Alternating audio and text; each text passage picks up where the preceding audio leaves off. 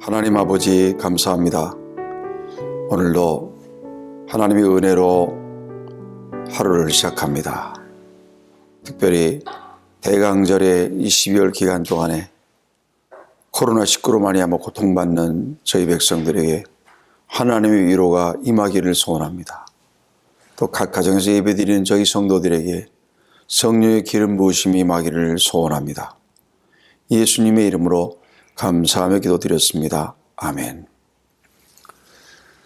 우리 인생에는요, 참으로 폭풍이, 예상하지 못한 폭풍이 우리의 삶 속에 다가올 때가 있습니다. 때로는 질병, 때로는 실직, 때로는 은퇴, 그 외 여러 가지 많은 일들로 말미암아 인생의 폭풍을 우리가 만납니다. 자, 이렇게 인생의 폭풍은 누구에게나 찾아오는 것인데 그 폭풍에 대해서 어떻게 그리스도인으로서의 대비를 할 것인가 하는 것을 오늘 마태복음 14장이 잘 보여주고 있습니다. 먼저 14장 22절부터 32절까지의 말씀을 저와 여러분이 함께 읽어보도록 하겠습니다. 예수께서 즉시 제자들을 재촉하사 자기가 무리를 보내는 동안에 배를 타고 앞서 건너편으로 가게 하시고 무리를 보내신 후에 기도하러 따로 산에 올라가시니라. 저물매 거기 혼자 계시더니 배가 이미 육지에서 수월이나 떠나서 바람이 거슬림으로 물결로 말미암아 고난을 당하더라. 밤 사경에 예수께서 바다 위로 걸어서 제자들에게 오시니 제자들이 그가 바다 위로 걸어오심을 보고 놀라 유령이나 하며 무서워하여 소리지르거늘 예수께서 즉시 이르시되 안심하라 나니 두려워하지 말라. 베드로가 대답하여 이르되 주여 만일 주님이시거든 나를 명하사 물 위로 오라 하소서 하니 오라 하시니 베드로가 배에서 내려 물 위로 걸어서 예수께로 가되 바람을 보고 무서워 빠져가는지라 소리질러 이르되 주여 나를 구원하소서 하니 예수께서 즉시 손을 내밀어 그를 붙잡으시며 이르시되 믿음이 작은 자여 왜 의심하였느냐 하시고 배에 함께 오름에 바람이 그치는지라. 아멘. 예상할 수 없는 인생의 폭풍이 다가올 때 준비가 되어 있어야 하는데 그 준비 가운데 가장 중요한 것이 믿음, faith, 바로 여러분과 저의 믿음입니다. 자, 오늘 본문에 등장하는 베드로는요, 우리에게 폭풍 속의 믿음이 어떤 믿음이 되어야 할지 보여주고 있습니다. 그 첫 번째는 22절인데요. 오늘 22절에 보니까 예수께서 즉시 제자들을 재촉하사 자기가 무리를 보내는 동안에 배를 타고 앞서 건너편으로 가게 하시고, 여러분 오늘 본문의 사건은요, 오병이어의 기적, 물고기 2마리에 떡 5개로 5,000명이 먹고 12강주리가 남은 그 사건 이후에 주님께서 너희는 저 갈릴리바다 건너편으로 가라 이렇게 명하시는 장면이에요. 여러분 주님께서 제자들이 갈릴리 바다를 건너다가 폭풍을 만나는 것을 모르셨을까요? 아닙니다. 오병이어의 기적을 경험하면서 이들은 예수님을 왕으로 삼고 그래서 자기들이 요즘으로 말하면 재무장관도 하고 총리도 하고 그런 꿈을 가질 수 있었어요. 그런 그들의 연약한 믿음을 보시고 주님께서는 이들을 성장시킬 필요가 있다고 보셨죠. 그래서 건너편으로 가라고 하신 거예요. 폭풍이 올 걸 아시면서도. 여러분과 제가 폭풍 속에 있을 때 하나님이 이러실 수가 있나 이렇게 낙심하고 절망할 때가 많아요. 하지만 오늘 여러분과 저는 고백해야 합니다. 하나님께서 나를 이곳에 인도하셨다. 이것이 바로 첫 번째 고백입니다. 저도 37살의 나이에 이곳으로 왔거든요. 지금 60이 넘었으니까 꽤 오랜 세월이 지났습니다. 지금 결혼하고 살고 있는 저희 아들 나이 또래가 되었을 때 교회를 처음으로 개척을 했습니다. 그동안 훌륭한 많은 선배 목사님의 도움으로 걱정 근심 없이 평탄하게 부목사로 살다가 어느 날 갑자기 제가 전혀 개척하고 싶은 마음이 없었어요. 저 남미 베네수엘라의 카라카스 교회 담임 목사로 청빙받아서 담임 목사님께서 네가 그곳에 가는 게 좋겠다. 또 남미에 있는 교회에서도 어서 오십시오. 뭐 이렇게 해가지고 하나님의 부르심이 거기 있는가 보다 하고 이제는 부목사의 꿈을 접고 평생 부목사를 하겠다는 제 계획을 접고 담임 목사의 길로 나선 거죠. 그런데 저를 베네수엘라 카라카스 교회에서 오라고 그래놓고는 제가 출발하기 하루 전날 연락 오기를 목사님, 다른 목사님이 오셨습니다. 아니, 뭔가 커뮤니케이션이 잘못된 거죠. 그래서 제가 기차를 타고 오고 온 곳이 바로 이 일산 땅입니다. 하나님이 인도하셨구나. 그동안에 개척하고 얼마나 많은 어려움이 있었습니까? 하지만 그 속에서도 제가 하나님이 나를 인도하셨다는 신앙 고백이 없었다면 어려움 속에서 이겨낼 수가 없었을 것입니다. 하나님 나를 교회를 개척하도록 담임 목사로 가도록 그렇게 인도하셨다고 믿었기에 어려움이 있어도 문제가 있어도 잘 극복하고 이겨낼 수가 있었습니다. 바로 이것입니다. 여러분과 제가 폭풍 속에서 인생의 폭풍 속에 준비할 첫 번째는 하나님이 나를 인도하셨다는 겁니다. 하나님이 여기에 지금 이 상황에 오게 하셨다는 이 고백. 이 고백이 여러분과 제게 필요합니다.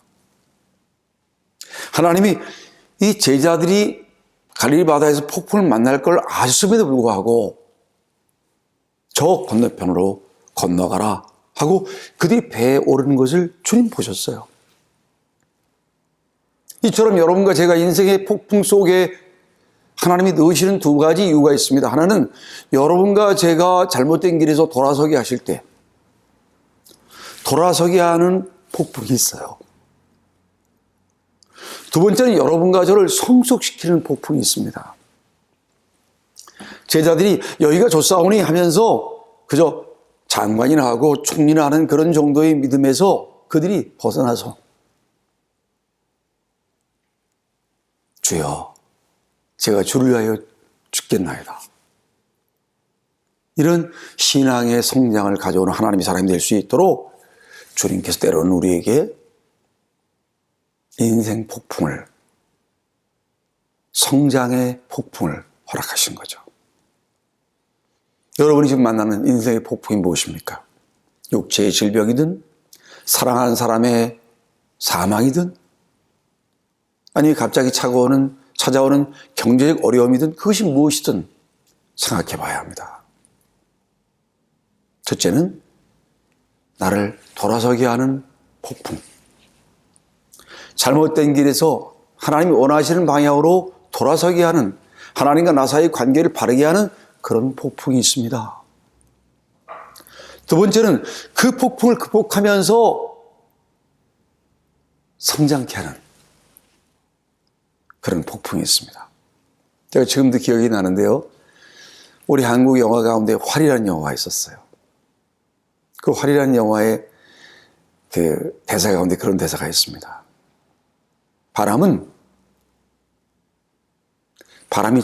불면 이 활이 막 다른 방향으로 옮겨지겠죠? 바람은 계산하는 것이 아니라 바람은 극복하는 것이다. 이런 고백이 있었어요. 계산해가지고 이렇게 저렇게 하는 것이 아니라 바람이 불어도 극복하는 것입니다. 여러분과 저도 인생의 바람 속에, 인생의 폭풍 속에 극복하고 여러분과 제가 살아갈 수 있기를 하나님이 원하시는 줄 믿습니다. 그래서 어려움 속에서도 하나님이 인도하셨구나. 이런 고백이 필요한 것이죠. 두 번째는 23절입니다. 14장 23절을 제가 받들어 읽겠습니다. 무리를 보내신 후에 기도하러 따로 산에 올라가시니라. 저물매 거기 혼자 계시더니. 여러분과 제가 인생의 바람, 인생의 폭풍 속에서 고백해야 할 두 번째 신앙의 고백은 하나님이 나를 위해 기도하고 계시다. 하나님이 나를 위해 기도하고 계셔. 이런 고백이 여러분과 제가 있을 때 용기가 생기는 것입니다. 하나님이 나를 위해 기도하고 계셔. 우리는 언제 절망하고 언제 힘들어합니까? 아무도 나를 사랑하는 사람이 없다고 생각할 때, 아무도 내 곁에 있다고 생각하지 않을 때, 아무도 나와 함께 하지 않아, 아무도 나를 믿어주지 않아. 이럴 때 사람은 외롭고 낙심하고 실망하고 절망하는 법이죠. 그런데 제자들은 알고 있었어요. 주님께서 어떤 큰 일을 하고 난 뒤에는 산에 올라가 기도하시는 걸 알고 있죠. 기도하실 때 자기들을 위해 기도하시는 것도 알고 있었죠. 그래서 배를 타고 가는 제자들이 산에 올라가는 우리 주님 보면서 주님 기도하러 가시는구나, 우리를 위해 기도하러 가시는구나, 이걸 알고 있었어요. 그래서 폭풍 속에서 배가 흔들리고 있을 때에 그들은 알았습니다. 주님이 우리를 위해 기도하고 계시다. 여러분과 저도 마찬가지입니다. 실직했을 때, 경제적으로 어려울 때, 육체의 질병이 찾아왔을 때, 아니, 사망이 내 눈앞에 있을 때 하나님이 저 하늘 보좌에서 나를 위해 기도하고 계시다. 이 사실을 여러분과 제가 또 명심할 수 있게 되기를 주님으로 축원합니다. 세 번째는 여러분과 제가 이제 25절 말씀입니다. 밤 사경에 예수께서 바다 위로 걸어서 제자들에게 오시니, 주님이 오시니, 여러분과 제가 고백해야 할 세 번째 고백은 주님께서 나에게 오신다는 것입니다. 내가 고통스러울 때, 내가 외로울 때, 내가 힘들어할 때, 내가 육체의 질병 가운데 죽어가고 있을 때, 내가 사망의 경계선을 건너가고 있을 때 주님께서 오신다는 것입니다. 이런 고백을 할 수 있게 되기를 바랍니다. 지금 밤 사경입니다. 깊은 밤, 그 새벽에 어두컴컴한 바다 위로 제자들이 고통스러워하는 것을 주님은 보고 아시고 그들을 구원하시러 바다 위를 걸어오셨어요. 여러분, 이것이 여러분과 제가 이 험난한 인생의 바다, 인생의 폭풍 속에서 고백할 세 번째 고백이에요. 주님이 오신다. 주님이 오신다. 이걸 잊지 않는다면 여러분과 저는 포기하지 않을 수가 있어요. 주님은 오셨죠. 왜 오셨습니까? 그들과 함께 하시려고. 왜 오셨습니까? 그들을 구원하시려고. 성경에 보면 이런 많은 고백들이 나옵니다. 주님께서 오셔서, 주님이 함께 하셔서 구원한 그런 이야기. 요나 보십시오. 요나는 하나님께 불순종했어요. 그 불순종한 요나를 하나님 편으로 돌아서게 하실 때 하나님이 바다에 대풍을 일으키십니다. 그때 물고기 뱃속에서 요나가 하나님께 회개기도 하죠. 그때 하나님께서 누구를 보내십니까? 큰 고래를 보내시죠. 그 고래의 뱃속에 들어가게 하시죠. 그리고 해변가에 땅바닥에 뒹굴게 하시죠. 누가 함께 하신 겁니까? 하나님이 함께 하신 거예요. 하나님이 찾아오신 거예요. 요셉을 보십시오. 요셉이 어린 나이에 형들의 시기와 미움 속에서 종으로 팔려갔잖아요. 보디발 장군의 집에 종으로 가고 감옥에 가고 여러 가지 많은 어려움 속에서도 하나님이 요셉과 함께 하심에 라고 창세기 39장 기록하고 있습니다. 어디에 가든지, 보디발 장군의 집에 가든지 감옥에 가든지 어디에 가든지 하나님이 함께 하셨다는 거예요. 하나님이 찾아오셨다는 거예요. 여러분과 저의 삶에도 하나님이 찾아오신 줄 믿습니다. 우리가 알지 못하는 순간에도. 저도 차량 운전을 처음 했을 때 지금도 아찔합니다. 부모님이 몸이 불편하셔서 제가 주말마다 부산에서 서울까지 왔다 갔다 해야 되는 그런 상황 가운데 있을 때 아찔한 교통사고에 위험이 있었지만 운전 초보인 제가 졸다가 눈을 뜨면 트럭이 눈앞에 있는 거예요. 근데 어찌하여 그 자리를 피해요?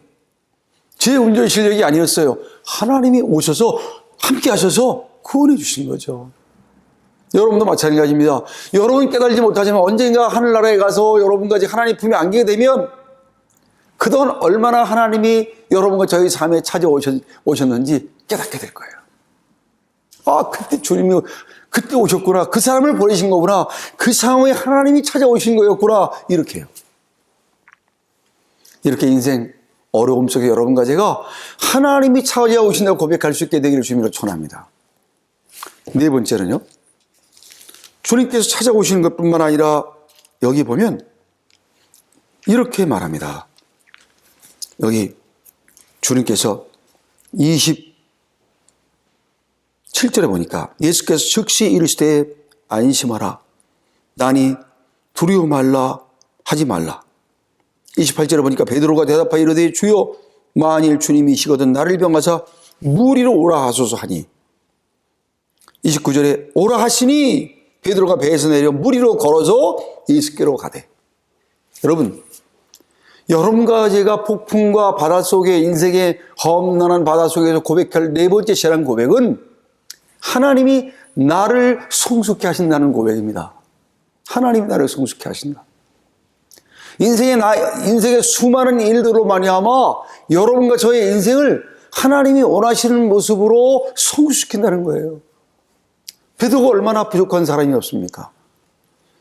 그런데 그가 갈릴 바다에서 예수님이 네 배를 좀 사용하자 하고 주님 강대로 사용하실 때,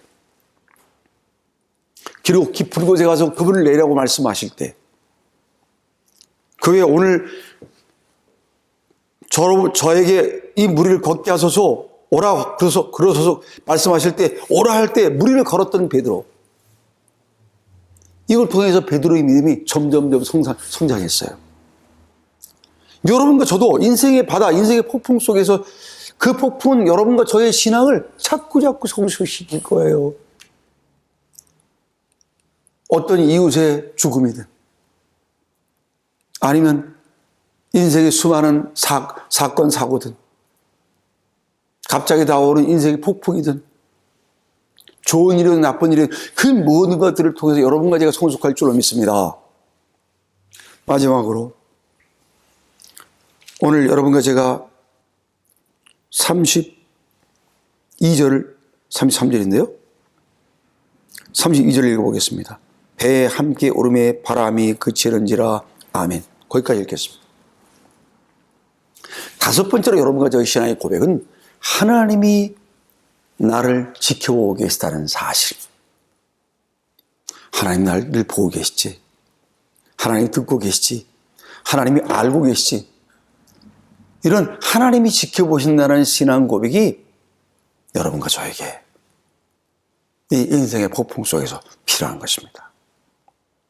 이들이 지금 예수님을 그들의 배에 모셔드리자 오늘 이 마태복음 14장이나 누가복음 5장 이런 성경 본문을 대조해 보면 그들이 목적지에 도착할 뿐만 아니라 폭풍이 멈췄어요.